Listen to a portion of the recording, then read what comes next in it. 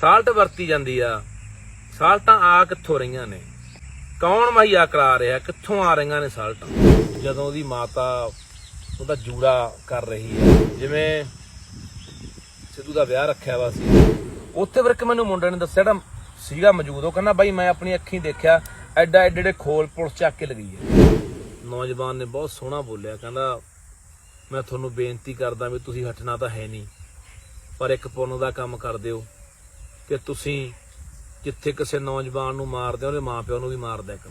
ਗੀਤ ਰਿਲੀਜ਼ ਕਰ ਦੇਣ, ਉਹਨੇ ਗਾਣਾ ਰਿਕਾਰਡ ਕਰਤਾ, ਉਹ SOIL ਪਾਣੀਆਂ ਦੇ ਸਾਰੇ ਮੁੱਦੇ ਤੇ ਗੱਲਬਾਤ ਉਹਨੇ।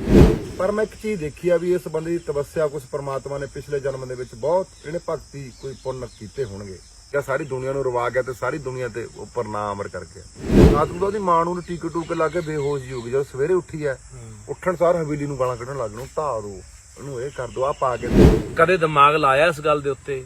ਜਿਹੜੇ ਬੰਦਿਆਂ ਨੇ ਹੁਣ ਤੱਕ ਜ਼ਿੰਮੇਵਾਰੀਆਂ ਲਈਆਂ, ਉਹ ਕਿਹੜੇ ਖਾਤੇ ਤੋਂ, ਜਿਹੜਾ ਉਹ ਖਾਤੇ ਵਾਲਾ ਕਿੰਨਾ ਖੰਗਾਲਿਆ ਗਿਆ, ਕਿਹੜੇ ਫੋਨ ਤੋਂ ਉਹ ਪੋਸਟ ਪਈ, ਕਿ ਕਿਹਦੇ ਫੋਨ ਤੋਂ ਪਿਆ, ਫੋਨ ਕਿੱਥੇ ਸੀ, ਉਹ ਫੋਨ ਪੁਲਿਸ ਨੂੰ ਮਿਲਿਆ ਕਿ ਨਹੀਂ ਮਿਲਿਆ?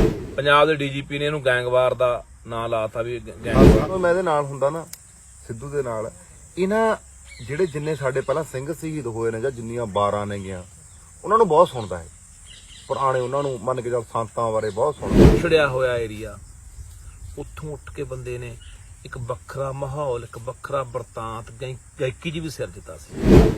ਇਹ 94 ਸਾਲ ਜੇ ਕੌਣ ਰਿਹਾ ਪਿੱਛੇ? ਰਸ਼ੀਆ ਦੀ ਹੈ ਦਰਅਸਲ। ਉਹ ਸਾਲਟ ਉਹਨੇ ਚਲਾ ਕੇ ਵੀ ਤਾਂ ਦੇਖੀ ਹੋਊ, ਕਿਤੇ ਟ੍ਰੇਨਿੰਗ ਵੀ ਤਾਂ ਲਈ ਹੋਊ। ਪੂਰੀ ਸਖਤਾਈ ਆਪਦੇ ਤੌਰ ਤੇ ਸਰਕਾਰ ਵੱਲੋਂ ਸੈਂਟਰ ਦੀਆਂ 10-12 ਜਿਹੜੀਆਂ ਕੰਪਨੀਆਂ ਉੱਥੇ ਲਿਆ ਕੇ ਪੂਰੀ ਸਖਤਾਈ ਕੀਤੀ। ਉਹਨਾਂ ਦਿਨਾਂ ਦੇ ਵਿੱਚ ਉਹ ਬੰਦੇ ਘੁੰਮ ਰਹੇ ਨੇ, ਤਾਂ ਤੂੰ ਦੇਖ ਵੀ ਇਹਦੇ ਪਿੱਛੇ ਫਿਰ ਆਪਾਂ ਕਿਵੇਂ ਨਾ ਸਮਝੀਏ ਕਿ ਕੋਈ ਸਾਜ਼ਿਸ਼ ਨਹੀਂ ਹੈਗੀ। ਸਿੱਧੂ ਬਾਈ ਦੇ ਸੰਸਕਾਰ ਤੋਂ ਆਇਆ, ਲੱਖਾਂ ਦੀ ਗਿਣਤੀ ਦੇ ਵਿੱਚ ਜਿਹੜੇ ਲੋਕ ਉੱਥੇ ਧਾਹਾਂ ਮਾਰਦੇ ਸੀਗੇ। ਬੜੀਆਂ ਮੇਰੇ ਨਾਲ ਯਾਦਾਂ ਜੁੜੀਆਂ ਸੀਗੀਆਂ ਬਾਈ ਦੀਆਂ, ਤੇ ਬੜੀਆਂ ਗੱਲਾਂ ਸੀਗੀਆਂ ਬਾਈ ਨੇ, ਪਰ ਬੈਠਾ ਬਾਈ ਕਹਿੰਦਾ ਵੀ ਕੁਝ ਗੱਲਾਂ ਜਿਹੜੀਆਂ ਸਾਂਝੀਆਂ ਕਰਨੀਆਂ ਨੇਗੀਆਂ, ਕੁਝ ਜਿਹੜੀਆਂ ਗੱਲਾਂ ਹੋਰ ਨੇਗੀਆਂ।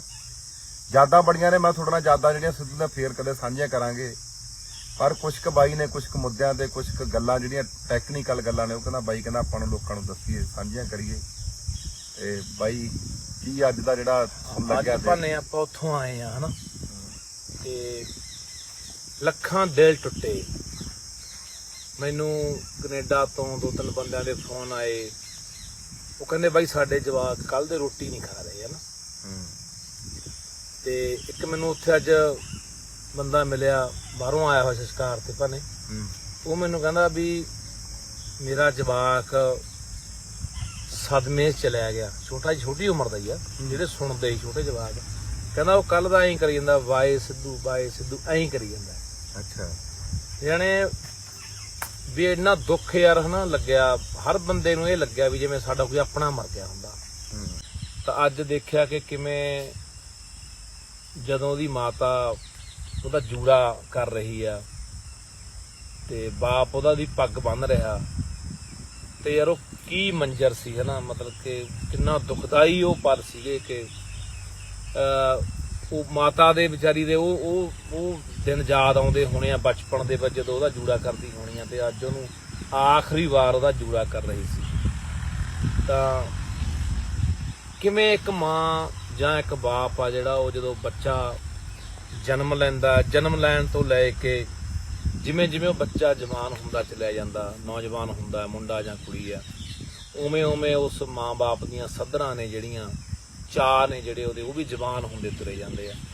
ਜਿਵੇਂ ਸਿੱਧੂ ਦਾ ਵਿਆਹ ਰੱਖਿਆ ਵਾ ਸੀ, ਤੇ ਮੈਂ ਦੇਖ ਬਾਈ ਵੋਟਾਂ ਵੇਲੇ ਹਨਾ ਜਿਵੇਂ ਵੀ ਸੀਗਾ, ਮੈਂ ਤੇਰੇ ਨਾਲ ਗੱਲ ਕਰਾਉਣਾ ਹੁੰਦਾ, ਤੇ 2-3 ਵਾਰੀ ਉਹਨੂੰ ਕਿਹਾ ਵੀ ਸਿੱਧੂ ਉਹਦਾ ਧਿਆਨ ਰੱਖਿਆ ਕਰ। ਆਪਣੇ ਨਾਲ ਹੁਣ ਤੁਹਾਡੇ ਨਾਲ ਵਧੀਆ ਐਨ ਪਿਆਰ ਪਾਉਣ ਲੱਗ ਗਏ ਸੀ, ਕਿਉਂਕਿ ਪਹਿਲਾਂ ਵੀ ਜਾਂਦੇ ਹੁੰਦੇ ਹਨਾ।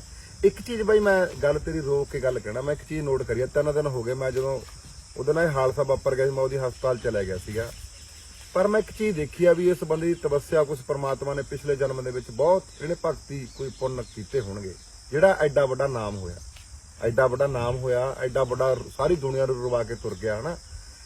ਸਭ ਤੋਂ ਵੱਡੀ ਗੱਲ ਮੈਂ ਇੱਕ ਚੀਜ਼ ਜਿਹੜੀ ਅਸਲ ਦੇ ਵਿੱਚ ਸਾਰੇ ਮੈਂ 3 ਦਿਨਾਂ ਦੇ ਵਿੱਚ ਨੋਟ ਕੀਤੀ, ਉਹ ਇਹ ਹੈ ਕਿ ਬੰਦੇ ਨੂੰ ਨਾ ਇਹ ਕੋਈ ਪ੍ਰਮਾਤਮਾ ਤੋਂ ਇਹਨੇ ਵਰ ਮੰਗਿਆ ਸੀਗਾ, ਬਾਰੇ ਇਹ ਮੰਗਿਆ ਸੀਗਾ ਵੀ ਰੱਬਾ ਕੋਈ ਉਹਦਾ ਜਨਮ ਦਾ ਵਰ ਮੰਗਿਆ ਹੋਵੇ, ਮੇਰਾ ਜਿਹੜਾ ਨਾਂ ਹੈ ਰਹਿਦੀ ਦੁਨੀਆ ਤੇ ਕਰ ਰਹੇ, ਉਹ ਜਿਹੜਾ ਵਾਰਾ ਰੱਬ ਨਾਲ ਲਾਸਟ ਤੇ ਨੂੰ ਆ ਕੇ ਵਰ ਦੇ ਕੇ ਗਿਆ। ਮੇਰੇ ਮੁਤਾਬਕ ਮੈਂ ਆਪਣੀ ਜਿੰਨੀ ਕੁ ਬੁੱਧੀ ਆ ਉਹਨਾਂ ਕ ਮੈਂ ਇਸ ਚੀਜ਼ ਨੂੰ ਸੋਚਿਆ ਕਿ ਕੋਈ ਰੱਬ ਦਾ ਹੀ ਐਡਾ ਵਰ ਸੀਗਾ, ਸਾਰੀ ਦੁਨੀਆ ਨੂੰ ਰਵਾ ਗਿਆ ਤੇ ਸਾਰੀ ਦੁਨੀਆ ਤੇ ਉੱਪਰ ਨਾਂ ਅਮਰ ਕਰ ਗਿਆ।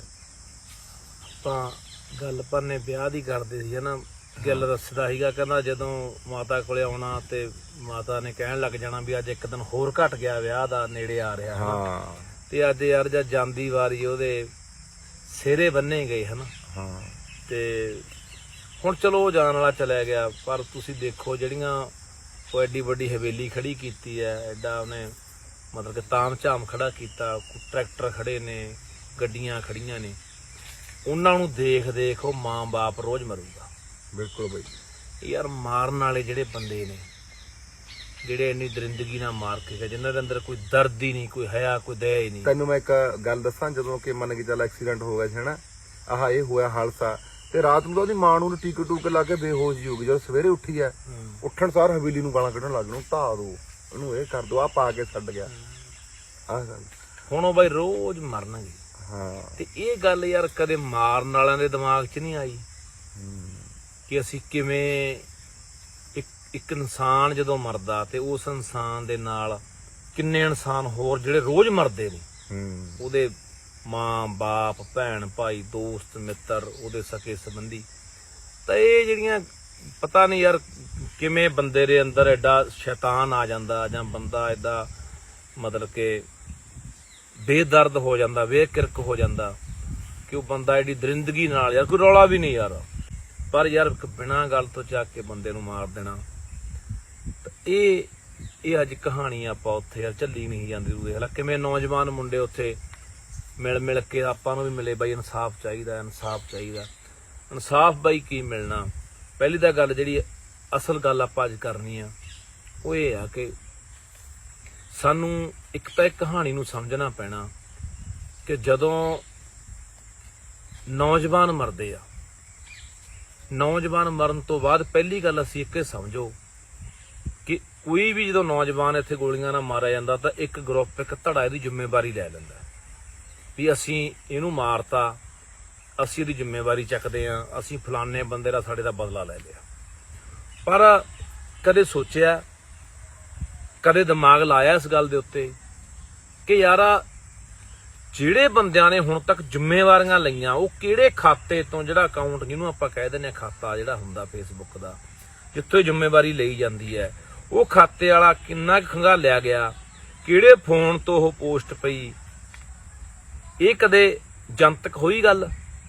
ਹੁਣ ਤੱਕ ਕਿੰਨੀਆਂ ਜ਼ਿੰਮੇਵਾਰੀਆਂ ਲਈਆਂ ਗਈਆਂ, ਕਿੰਨੇ ਬੰਦੇ ਮਰੇ? ਕਦੇ ਸੋਚਿਓ, ਦਿਮਾਗ ਦੇ ਨਾਲ ਗੌਰ ਕਰਿਓ ਕਿ ਕਦੇ ਵੀ ਇਹ ਗੱਲ ਸਾਹਮਣੇ ਨਹੀਂ ਆ ਸਕੀ ਕਿ ਕਿਹਦੇ ਫੋਨ ਤੋਂ ਪਿਆ, ਫੋਨ ਕਿੱਥੇ ਸੀ, ਉਹ ਫੋਨ ਪੁਲਿਸ ਨੂੰ ਮਿਲਿਆ ਕਿ ਨਹੀਂ ਮਿਲਿਆ। ਜਦੋਂ ਇਹ ਜੀ ਗੱਲਬਾਤ ਹੁੰਦੀ ਆ, ਜੇਲ੍ਹ 'ਚ ਬੈਠੇ ਕਿਸੇ ਗੈਂਗਸਟਰ ਨਾਲ ਗੱਲ ਜੋੜ ਕੇ, ਉਹਦੇ ਤੇ ਬੈਠੇ ਦੇ 120 ਦਾ ਪਰਚਾ ਦੇ ਕੇ, ਬਾਹਰ ਫਿਰਦਿਆਂ ਦੇ ਕੇ ਪਰਚਾ, ਗੱਲ ਨੂੰ ਜਪ ਤਪ ਕਰਕੇ ਉੱਥੇ ਦੱਬ ਦਿੱਤਾ ਜਾਂਦਾ। ਬਸ ਵੀ ਹਾਂ ਫਲਾਣੇ ਬੰਦੇ ਨੇ ਜ਼ਿੰਮੇਵਾਰੀ ਲਈ ਸੀ, ਅਸੀਂ ਰਿਮਾਂਡ ਤੇ ਲਿਆਂਦਾ, ਜੀ ਪੁੱਛਗਿੱਛ ਕੀਤੀ, ਇਹ ਮੰਨ ਗਿਆ। ਜਾਣੇ ਇੱਥੇ ਇਹ ਮਸਲਾ ਸਮਝਣ ਦੀ ਲੋੜ ਆ ਕਿ ਇਹ ਕਹਾਣੀ ਕਿਉਂ ਵਾਪਰ ਰਹੀ ਆ। ਤੁਸੀਂ ਇਹ ਦੇਖੋ ਕਿ ਇਸ ਵਾਰਦਾਤ ਦੇ ਵਿੱਚ ਸਾਲਟ ਵਰਤੀ ਜਾਂਦੀ ਹੈ, ਸਾਲਟਾਂ ਆ ਕਿੱਥੋਂ ਰਹੀਆਂ ਨੇ? ਕੌਣ ਮੁਹੱਈਆ ਕਰਾ ਰਿਹਾ? ਕਿੱਥੋਂ ਆ ਰਹੀਆਂ ਨੇ ਸਾਲਟਾਂ? ਇਹ ਵੀ ਸਾਨੂੰ ਸਮਝਣਾ ਪੈਣਾ। ਦੇਖੋ ਇੱਕ ਗੱਲ ਤਾਂ ਆਪਣੇ ਦਿਮਾਗ 'ਚ ਬਿਠਾ ਲਓ ਕਿ ਜਿਹੜੀ ਆਵਾਜ਼ ਪੰਜਾਬ ਦੇ ਹੱਕਾਂ ਦੀ ਗੱਲ ਕਰੂਗੀ, ਜਿਹੜੀ ਆਵਾਜ਼ ਇਹ ਸਟੇਟ ਦੇ ਜ਼ੁਲਮਾਂ ਦੇ ਖਿਲਾਫ ਬੋਲੂਗੀ, ਉਹ ਆਵਾਜ਼ ਨੂੰ ਇਹ ਕਦੇ ਬਰਦਾਸ਼ਤ ਨਹੀਂ ਕਰਨਗੇ। ਉਹ ਆਵਾਜ਼ ਇਹਨਾਂ ਨੇ ਦੱਬਣੀ, ਉਹ ਆਵਾਜ਼ ਨੂੰ ਖਤਮ ਕਰਨਾ ਹੀ ਕਰਨਾ। ਜਾਂ ਸਭ ਤੋਂ ਵੱਡੀ ਗੱਲ ਬਈ ਜਿਹੜੀ ਆਪਦੀ ਕੌਮ ਦੀ ਕੋਈ ਪੰਥ ਦੀ ਗੱਲ, ਬਿਲਕੁਲ ਹਨਾ, ਇਹ ਵੀ ਬਹੁਤ ਵੱਡੀ ਗੱਲ ਆ ਵੀ ਜਿਹੜੀ ਘੱਟ ਗਿਣਤੀ ਆ ਆਪਣੀ ਸਿੱਖਾਂ ਦੀ।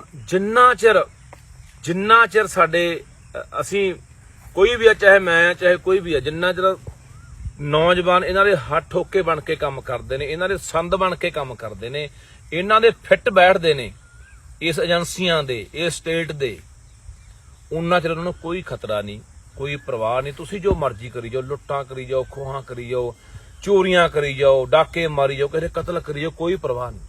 ਇੱਕ ਗੱਲ ਤੁਹਾਨੂੰ ਖੁੱਲਾ ਛੱਡ ਦੇ। ਛੋਟੀ ਗੱਲ ਮੈਂ ਤੁਹਾਨੂੰ ਥੋੜਾ ਬੜਾ ਥੋੜਾ ਦਾ ਤੁਹਾਨੂੰ ਪਤਾ ਇਹ ਚੀਜ਼ਾਂ ਦਾ ਵੀ ਜਿਹੜਾ ਇਹ ਮਰਨ ਵਾਲੇ ਵੀ ਆਪਾਂ ਤੇ ਮਰਵਾਉਣ ਵਾਲੇ ਵੀ ਆਪਾਂ ਹੀ ਆ ਹਨਾ। ਇਹ ਗੱਲ ਸਹੀ ਆ ਬਾਈ, ਇਹ ਮਾਰਨ ਵਾਲੇ ਵੀ ਆਪਣੇ ਹੀ ਹੁੰਦੇ ਨੇ ਕਿ ਮਰਨ ਵਾਲੇ ਵੀ ਆਪਾਂ ਹੀ ਹੁੰਦੇ ਨੇ। ਜਿਹੜੀ ਤੁਸੀਂ ਗੱਲ ਸਟੇਟ ਦੀ ਕਰੀ ਆ ਵੀ ਜਿਹੜੀ ਗੱਲ ਤੁਸੀਂ ਉਹਨਾਂ ਦੀ ਕਰੀ ਆ ਜਿਹੜੇ ਆਪਣੇ ਖਿਲਾਫ ਨੇ ਲੋਕ, ਇਹ ਮਰਨ ਮਰਵਾਉਣ ਵਾਲੇ ਹੈ ਤਾਂ ਆਪਾਂ ਹੀ ਆ, ਇਹ ਆਪਣੇ ਜੀ ਖੇਡ ਖੜੀਆ ਕਰੀ ਜਾਂਦੇ ਨੇ। ਇਹ ਤਾਂ ਸਾਨੂੰ ਹਾਲੇ ਤੱਕ ਸਮਝ ਨਹੀਂ ਪਈ। ਹਾਂ, ਖਾੜਕੂ ਵੀ ਸਾਡੇ ਸੀ ਤੇ ਪੁਲਿਸ ਵੀ ਸਾਡੀ ਸੀ। ਅੱਛਾ, ਆਪਣਿਆਂ ਨੇ ਆਪਣਿਆਂ ਨੂੰ ਮਾਰਿਆ ਨਾ। ਹਾਂ, ਇਹ ਤਾਂ ਦਰਬਾਰ ਸਾਹਿਬ ਦੇ ਉੱਤੇ ਹਮਲਾ ਹੋਇਆ ਤਾਂ ਉਹਦੇ ਵਿੱਚ ਆਪਣੇ ਵੀ ਸੀਗੇ, ਜਾਣੇ ਆਪਣੇ ਸਿੱਖਾਂ ਦੇ ਘਰੇ ਜੰਮੇ ਦਾ ਸੀਗੇ। ਹਾਂ ਬਿਲਕੁਲ। ਤਾਂ ਇਸ ਕਰਕੇ ਜਿਹੜੀ ਇਹ ਗੱਲ ਆ ਵੀ ਜਦੋਂ ਸਟੇਟ ਨੂੰ ਇਹ ਲੱਗਦਾ, ਜਦੋਂ ਏਜੰਸੀਆਂ ਨੂੰ ਇਹ ਲੱਗਦਾ ਕਿ ਇਹ ਬੰਦਾ ਆਪਦੇ ਕੌਮ ਦੀ ਗੱਲ ਕਰੂਗਾ, ਇਹ ਆਪਦੇ ਹੱਕਾਂ ਦੀ ਗੱਲ ਕਰਨਗੇ, ਜਾਂ ਇਹ ਕਿਤੇ ਆਉਣ ਵਾਲੀ ਜਵਾਨੀ ਨੂੰ ਕੋਈ ਜਾਗ ਨਾ ਲਾ ਦੇ, ਉਦੋਂ ਉਹਨਾਂ ਨੇ ਤੁਹਾਨੂੰ ਕਿਸੇ ਵੀ ਕੀਮਤ ਦੇ ਉੱਤੇ ਬਖਸ਼ਣਾ ਨਹੀਂ। ਤੁਹਾਨੂੰ ਉਹ ਮਾਰਨਗੇ, ਤੁਹਾਡੀ ਆਵਾਜ਼ ਨੂੰ ਦੱਬਣਗੇ ਜਾਂ ਤੁਹਾਨੂੰ ਜੇਲ੍ਹ ਸਿੱਟਣਗੇ। ਇੱਕ ਗੱਲ ਬਾਈ ਛੋਟੀ ਜੀ ਹੋਰ ਮੈਂ ਰੋਕ ਕੇ ਕਹਿਣਾ, ਜਿਵੇਂ ਹੁਣ ਤੁਸੀਂ ਹੋ, ਚਲ ਆਪਾਂ ਨੂੰ ਮੈਂ ਤੁਹਾਡੇ ਨਾਲ ਦੇਖਿਆ ਬੜੀਆਂ ਸਾਰੀਆਂ ਪਾਰਟੀਆਂ ਆਈਆਂ ਵੀ ਜਾਂ ਤਾਂ ਇਹਨਾਂ ਨਾਲ ਪਾਰਟੀਆਂ ਨਾਲ ਕੰਪਰੋਮਾਈਜ਼ ਕਰਕੇ ਬੰਦਾ ਬਚ ਸਕਦਾ, ਵੀ ਪਾਰਟੀਆਂ ਨਾਲ ਕੰਪਰੋਮਾਈਜ਼ ਕਰ ਲਓ ਹਨਾ, ਵੀ ਇਹਨਾਂ ਦੀ ਗੱਲ ਮੰਨੋ ਫਿਰ ਤਾਂ ਬੰਦਾ ਬਚ ਰਹੂ, ਨਹੀਂ ਥੋੜੇ ਟਾਈਮ ਬਾਅਦ ਗੱਡੀ ਚੜਾ ਦਿੰਦੇ ਨੇ ਕਿਸੇ ਬੰਦੇ ਨੂੰ। ਇਹ ਕੀ ਗੱਲ? ਬਸ ਉਹੀ ਮੈਂ ਗੱਲ ਕਰਦਾ। ਆਪਾਂ ਭਾਨੇ ਤੇਰੇ ਯਾਦ ਹੋਣਾ ਡੇ ਤੋਂ ਆਉਂਦੇ ਸੀਗੇ ਵੋਟਾਂ ਨੂੰ 3 ਦਿਨ ਪਹਿਲਾਂ ਦੀ ਗੱਲ ਆ, ਜਦੋਂ ਮੈਂ ਤੈਨੂੰ ਕਿਹਾ ਯਾਰ ਮੇਰੀ ਗੱਲ ਕਰਾ ਹਨਾ, ਤੂੰ ਤੇ ਰੰਧਾਵਾ ਸੀ, ਤੂੰ ਚੱਲ ਉਹਨੂੰ ਫੋਨ ਲਾਇਆ ਤੇ ਮੈਨੂੰ ਇੱਕ ਇਹੀ ਮਹਾ ਭਰਾ ਮੇਰਿਆ ਬਚ ਕੇ ਰਹੀ, ਤੇਰੇ ਤੇ ਬੰਦੇ ਲੱਗੇ ਆ। ਹੁਣ ਆਪਾਂ ਗੀਤ ਆਇਆ ਕਿਸਾਨੀ ਅੰਦੋਲਨ ਵੇਲੇ ਸਿੱਧੂ ਦਾ ਪੰਜਾਬ ਗੀਤ, ਤੂੰ ਹੀ ਮੈਨੂੰ ਉਹਦੇ ਬੋਲ ਤੂੰ ਤੇ ਗੱਲ ਨੇ ਸੁਣਾਏ, ਮੈਂ ਤਾਂ ਕਿਹਾ ਮੈਂ ਤੁਸੀਂ ਕਹੋ ਹਨਾ ਵੀ ਵਧੀਆ ਕੋਈ ਗੀਤ ਕਿਸਾਨੀ ਅੰਦੋਲਨ ਤੇ ਉਹ ਵੀ ਗਾਵੇ। ਗੀਤ ਨਾ ਬਾਈ ਉਹਨੇ ਉਹ ਤਾਂ ਬੜਾ ਤੱਤਾ ਲਿਖਿਆ ਸੀ, ਇੱਕ ਤਾਂ ਪੰਜਾਬ ਉਹਦਾ ਸਿੱਧਾ ਹੀ ਮੰਨ ਕੇ ਸਟੇਟ ਨੂੰ ਸਿੱਧਾ ਹੀ ਟਾਰਗੇਟ ਕਰਤਾ ਸੀ। ਅਸੀਂ ਆਖਿਆ ਵੀ ਆਹ ਠੀਕ ਹੈ ਜਿਹੜਾ ਪੰਜਾਬ ਆ ਇਹ ਗੀਤ, ਉਦੋਂ ਮੈਂ ਕਿਹਾ ਵੀ ਕਰ ਫਿਰ ਉਹਦੇ ਕਰਤਾ ਇਹਨੇ ਗੀਤ। ਇਹ ਗੀਤ ਉਹਦਾ ਆਇਆ ਹਨਾ, ਤਾਂ ਉਹਨੇ ਮਤਲਬ ਕਿ ਇੱਕ ਨਵੀਂ ਜਾਗਰਤੀ ਮਤਲਬ ਰੱਖ ਲਓ, ਜਾਂ ਸਾਡੇ ਇਤਿਹਾਸ ਦੀ ਗੱਲ ਰੱਖ ਲਓ, ਜਾਂ ਉਹਨੇ ਝਿਜੋੜਤਾ ਮਤਲਬ ਕਿ ਸਾਨੂੰ ਹਨਾ। ਜਿਹੜਾ ਇੱਕ ਗੀਤ ਨਾ ਬਈ ਹੁਣ ਜੇ ਮੈਂ ਕਹਿਣਾ ਉਹ ਗੀਤ ਰਿਲੀਜ਼ ਕਰ ਦੇਣ, ਉਹਨੇ ਗਾਣਾ ਰਿਕਾਰਡ ਕਰਤਾ, ਉਹ SOIL ਪਾਣੀਆਂ ਦੇ ਸਾਰੇ ਮੁੱਦੇ ਤੇ ਗੱਲਬਾਤ ਉਹਨੇ ਕੀਤੀ।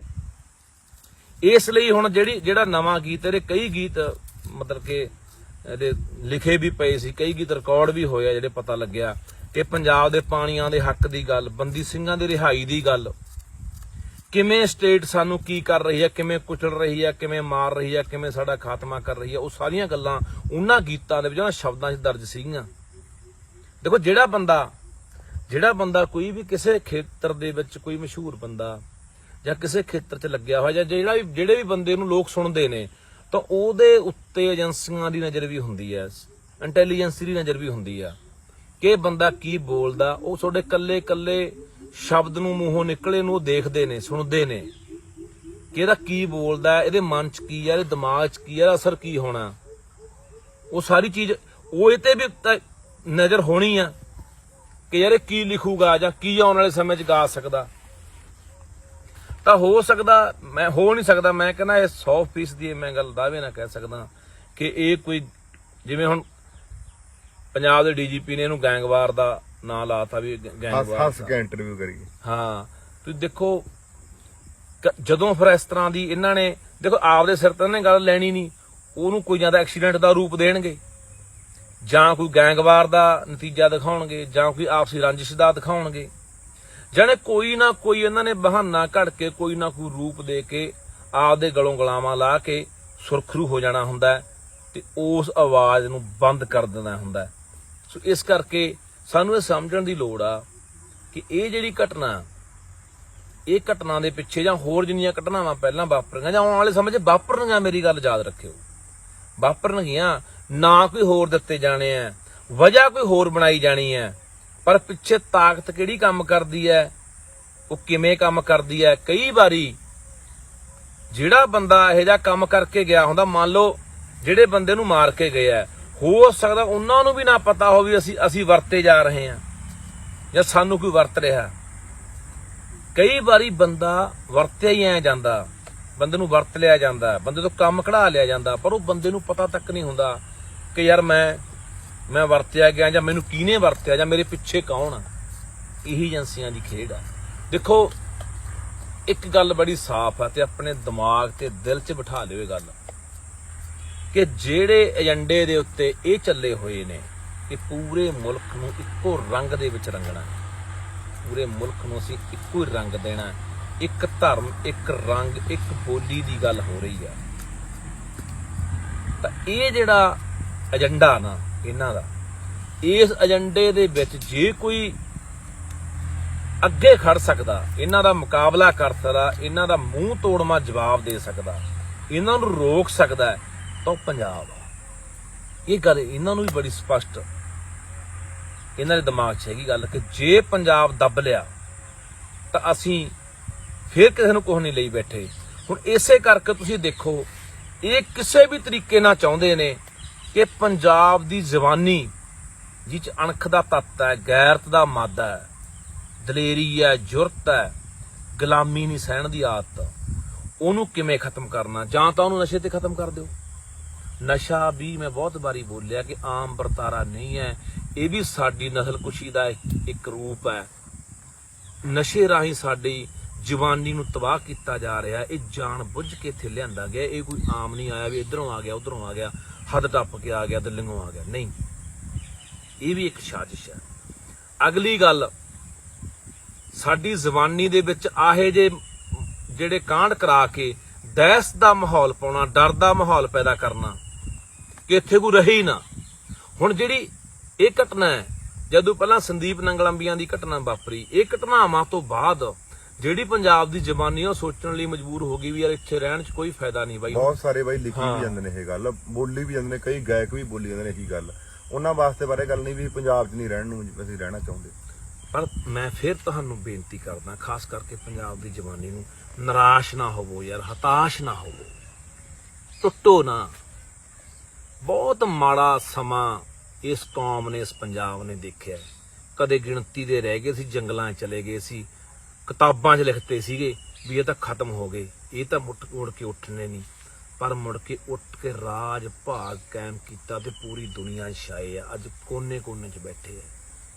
ਇਹ ਕਦੇ ਵੀ ਜ਼ਿੰਦਗੀ ਦੇ ਵਿੱਚ, ਮੈਂ ਹਮੇਸ਼ਾ ਇੱਕ ਬਹਾਨੇ ਗੱਲ ਕਹਿਣਾ ਹੁੰਦਾ ਕਿ ਨਿਰਾਸ਼ਾਵਾਦੀ ਨਹੀਂ ਹੋਣਾ ਚਾਹੀਦਾ, ਹਮੇਸ਼ਾ ਆਸ਼ਾਵਾਦੀ। ਨਹੀਂ, ਇਹੋ ਜਿਹੀਆਂ ਘਟਨਾਵਾਂ ਤੋਂ ਸਾਨੂੰ ਸਬਕ ਲੈਣ ਦੀ ਲੋੜ ਹੈ, ਸਮਝਣ ਦੀ ਲੋੜ ਹੈ ਕਿ ਇਹਦੇ ਪਿੱਛੇ ਸਾਜ਼ਿਸ਼ ਕੀ ਆ, ਕੌਣ ਕੰਮ ਕਰ ਰਿਹਾ, ਕਿਹਦਾ ਦਿਮਾਗ ਕੰਮ ਕਰ ਰਿਹਾ, ਇਹ ਸਮਝਣ ਦੀ ਲੋੜ ਆ। ਇੱਕ ਗੱਲ ਨਾ ਬਾਈ ਮੈਂ ਤੁਹਾਨੂੰ ਦੱਸਾਂ, ਇਹ ਨਾ ਮੈਂ ਫਿਲਮਾਂ ਟਾਈਮ ਤੋਂ ਵੀਡੀਓ ਸੀ ਗਾਣਾ ਜਿਹਾ ਬਣਾਇਆ, ਮੇਰਾ ਤਾਂ ਬਾਹਲੀ ਜ਼ਿਆਦਾ ਸਾਂਝ ਸੀ ਇਹਦੇ ਨਾਲ। ਜਦੋਂ ਮੈਂ ਇਹਦੇ ਨਾਲ ਹੁੰਦਾ ਨਾ, ਸਿੱਧੂ ਦੇ ਨਾਲ, ਇਹਨਾਂ ਜਿਹੜੇ ਜਿੰਨੇ ਸਾਡੇ ਪਹਿਲਾਂ ਸਿੰਘ ਸ਼ਹੀਦ ਹੋਏ ਨੇ ਜਾਂ ਜਿੰਨੀਆਂ 12 ਨੇ ਗੀਆਂ, ਉਹਨਾਂ ਨੂੰ ਬਹੁਤ ਸੁਣਦਾ ਹੈ ਪੁਰਾਣੇ, ਉਹਨਾਂ ਨੂੰ ਮੰਨ ਕੇ ਚੱਲ ਸੰਤਾਂ ਬਾਰੇ ਬਹੁਤ ਸੁਣਦਾ। ਇਸ ਕਰਕੇ ਜਿਹੜੀ ਤੁਸੀਂ ਹੁਣ ਗੱਲ ਕਰਕੇ ਹਟੀ ਆ ਵੀ ਸਟੇਟ ਨੂੰ ਪਤਾ ਲੱਗ ਜਾਂਦਾ ਵੀ ਬੰਦਾ ਕਿਹੜੀ ਬੋਲੀ ਬੋਲਦਾ। ਇਹ ਬੇਸ਼ੱਕ ਦੇਖ ਕਾਂਗਰਸ ਦੇ ਵਿੱਚ, ਮੈਂ ਹੁਣ ਜਦੋਂ ਇਹ ਕਾਂਗਰਸ ਦੇ ਵਿੱਚ ਗਿਆ, ਮੈਨੂੰ ਨਾਰਾਜ਼ ਬਹੁਤ ਹੋਇਆ, ਇਹਨੂੰ ਮੈਂ ਬਹੁਤ ਰੋਕਿਆ ਪਾਰਟੀ ਜਾਣ ਨੂੰ। ਮੇਰੇ ਤੋਂ ਨਾਰਾਜ਼ ਇਸ ਗੱਲ ਤੋਂ ਸੀਗਾ, ਮੈਨੂੰ ਕਹਿੰਦਾ ਤੂੰ ਇੱਧਰ ਪ੍ਰਚਾਰ ਨਹੀਂ ਕਰਨਾ ਆਉਂਦਾ। ਉਸ ਗੱਲ ਦਾ ਦੁੱਖ ਵੀ ਸੀ ਕਿ ਜਿਹੜੀ ਸਾਡੀ ਕਾਤਲ ਪਾਰਟੀ ਆ ਉਹ ਜਾਣਾ। ਮੈਨੂੰ ਇਹ ਮੇਰੇ ਤੋਂ ਨਾਰਾਜ਼ ਹੋਇਆ, ਮੇਰੇ ਤੇ ਘਰੇ ਵੀ ਆਇਆ, ਫੋਨ ਤੇ ਮੈਨੂੰ ਰੋਜ਼ ਤੂੰ ਇੱਧਰ ਨਹੀਂ ਆਉਂਦਾ। ਮੈਂ ਕਿਹਾ ਕੋਈ ਗੱਲ ਨਹੀਂ, ਤੈਨੂੰ ਆਪੀ ਪਤਾ ਲੱਗ ਜੂ ਵੀ ਤੈਨੂੰ ਕੌਣ ਵਰਤ ਰਿਹਾ, ਕੌਣ ਕੀ ਕਰ ਰਿਹਾ। ਮੈਨੂੰ ਪਤਾ ਸੀਗਾ, ਇਹਨੂੰ ਹੁਣ ਹਾਰਨ ਤੋਂ ਬਾਅਦ ਪਤਾ ਵੀ ਲੱਗ ਗਿਆ ਸੀ ਇਸ ਚੀਜ਼ ਦਾ, ਕਿਉਂਕਿ ਇਹਨਾਂ ਨੂੰ ਵੀ ਪਤਾ ਵੀ ਇਸ ਖੂਨ 'ਚ ਬਗਾਵਤ ਆ ਤੇ ਬਗਾਵਤ ਦਵਾਈ ਦਬਦੀ ਵੀ ਨਹੀਂ। ਪਰ ਹੁਣ ਅਸੀਂ ਸਮਝਦਾਰੀ ਤੋਂ ਕੰਮ ਲੈਣਾ ਯਾਰ, ਸਿਆਣਪ ਤੋਂ ਕੰਮ ਲੈਣਾ। ਜਿਹੜੇ ਵੀ ਬੰਦੇ, ਖਾਸ ਕਰਕੇ ਮੈਂ ਕਹਿਣਾ ਚਾਹੁੰਦਾ ਕਿ ਜਿਹੜੇ ਨੌਜਵਾਨ ਅੱਜ 18-20 ਸਾਲ ਦਾ ਨਵਾਂ ਮੁੰਡਾ ਉੱਠਦਾ ਹੈ, ਚੰਗਾ ਹੱਥ 'ਚ ਹਥਿਆਰ ਆ ਜਾਂਦਾ ਹੈ ਤੇ ਕਿਸੇ ਦੇ ਕਹਾਏ ਲਾ ਕੇ ਕਿਸੇ ਨੂੰ ਚੱਕ ਕੇ ਮਾਰ ਦਿੰਦਾ ਹੈ, ਉਹ ਦੇਖੋ ਇਹਦਾ ਕਿਸੇ ਵੀ ਕੀਮਤ ਤੇ ਮੁੜਨਾ ਨਹੀਂ, ਇਹਦਾ ਵਾਪਸ ਨਹੀਂ ਆਉਣਾ ਬੰਦਾ। ਉਹ ਬੰਦਾ ਕਿੱਥੋਂ ਉੱਠਿਆ, ਛੋਟੇ ਜਿਹੇ ਪਿੰਡ, ਛੋਟਾ ਜਿਹਾ ਜ਼ਿਲ੍ਹਾ, ਉਹ ਜ਼ਿਲ੍ਹਾ ਜਿਹਨੂੰ ਟਿੱਬਿਆਂ ਦਾ, ਰੇਤਿਆਂ ਦਾ ਜ਼ਿਲ੍ਹਾ ਕਿਹਾ ਜਾਂਦਾ ਸੀ, ਰੇਤੇ ਵਾਲਾ ਏਰੀਆ, ਪਿਛੜਿਆ ਹੋਇਆ ਏਰੀਆ, ਉੱਥੋਂ ਉੱਠ ਕੇ ਬੰਦੇ ਨੇ ਇੱਕ ਵੱਖਰਾ ਮਾਹੌਲ, ਇੱਕ ਵੱਖਰਾ ਵਰਤਾਂਤ, ਗਾਇਕੀ 'ਚ ਵੀ ਸਿਰ ਦਿੱਤਾ ਸੀ। ਪੱਗ ਦੀ ਬਾਈ ਤੂੰ ਇਹ ਦੇਖ ਲਾ ਵੀ ਪੱਗ ਦੀ ਦੁਨੀਆ 'ਚ ਦੱਸਤੀ, ਗੋਰੇ ਕਾਲਿਆਂ ਨੂੰ ਦੱਸਤਾ ਪੱਗ ਜਦੋਂ ਬੰਨ ਕੇ। ਅੱਜ ਗੋਰਾ ਵੀ ਰੋਂਦਾ, ਅੱਜ ਕਾਲੇ ਵੀ ਰੋ ਰਹੇ ਨੇ। ਉਹ ਉਹਨਾਂ ਨੂੰ ਦੱਸਤਾ ਵੀ ਪੱਗ ਦੇ ਵਿੱਚ ਵੀ ਆਹ ਸਾਡੀ ਪੱਗ ਨਿਸ਼ਾਨੀ ਕੀ ਹੈ।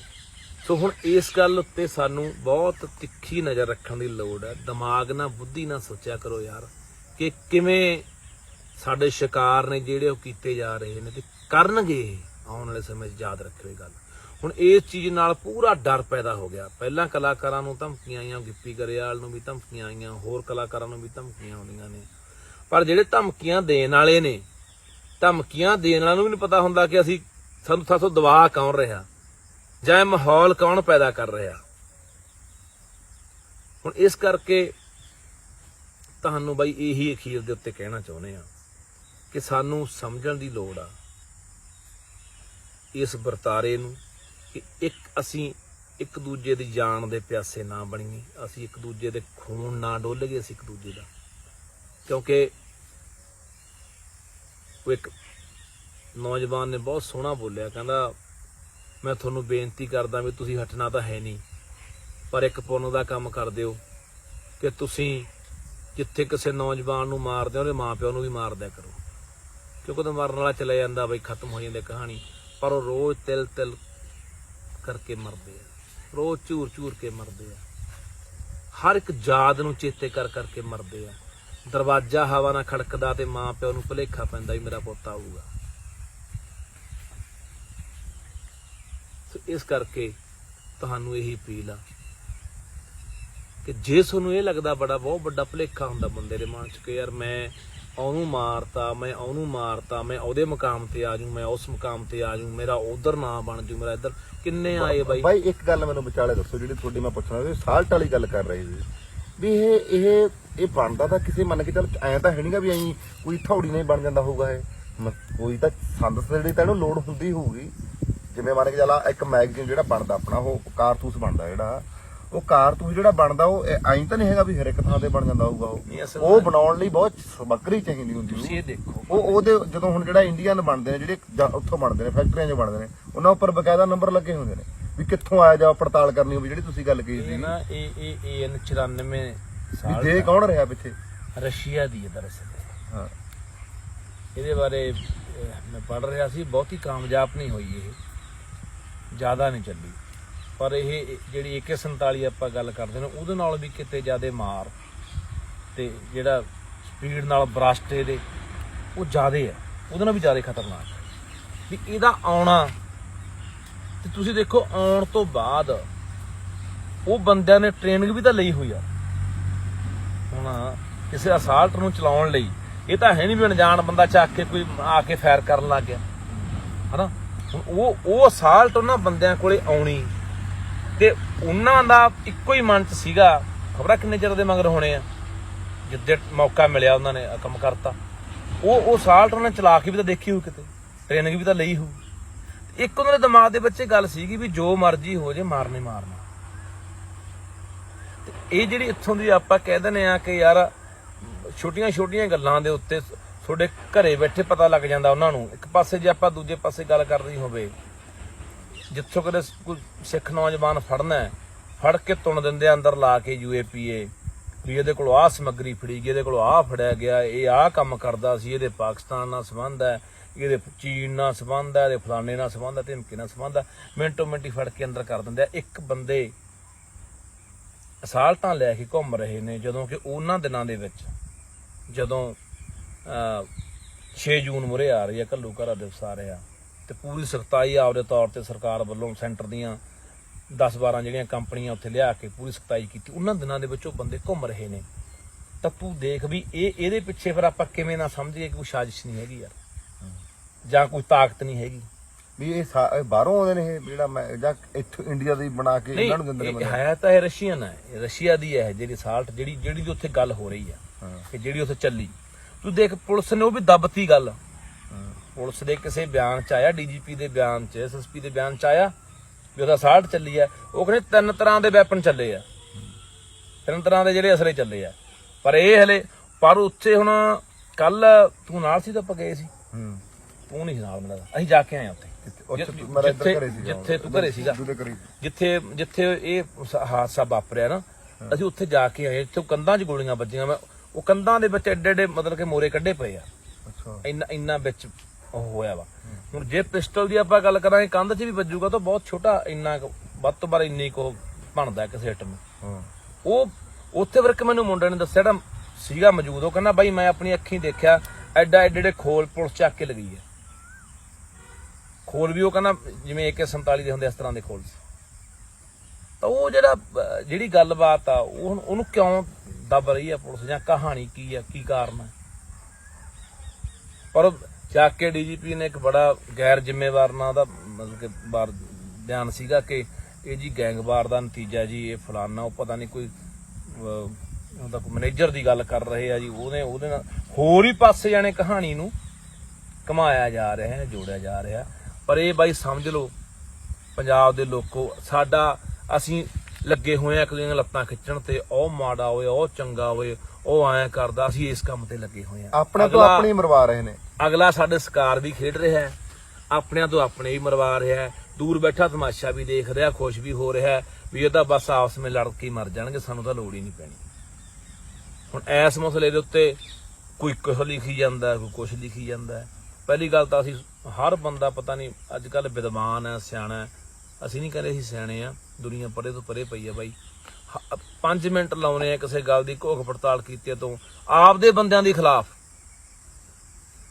ਜਿੰਨਾ ਅਸੀਂ ਉਹਨਾਂ ਕਿਸੇ ਵਿਰੋਧੀ ਦੇ ਖਿਲਾਫ, ਕਿਸੇ ਦੁਸ਼ਮਣ ਦੇ ਖਿਲਾਫ ਨਹੀਂ ਲਿਖਦੇ ਜਾਂ ਬੋਲਦੇ, ਤੇ ਉਹਦੀਆਂ ਗੱਲਾਂ ਦੇ ਕਿੰਤੂ ਪ੍ਰੰਤੂ ਕਰਦੇ, ਉਹਨਾਂ ਦਾ ਖੰਡਨ ਕਰਦੇ, ਨਿਖੇਧੀ ਕਰਦੇ, ਜਿੰਨਾ ਅਸੀਂ ਆਪਣੇ ਬੰਦਿਆਂ ਦੇ ਖਿਲਾਫ।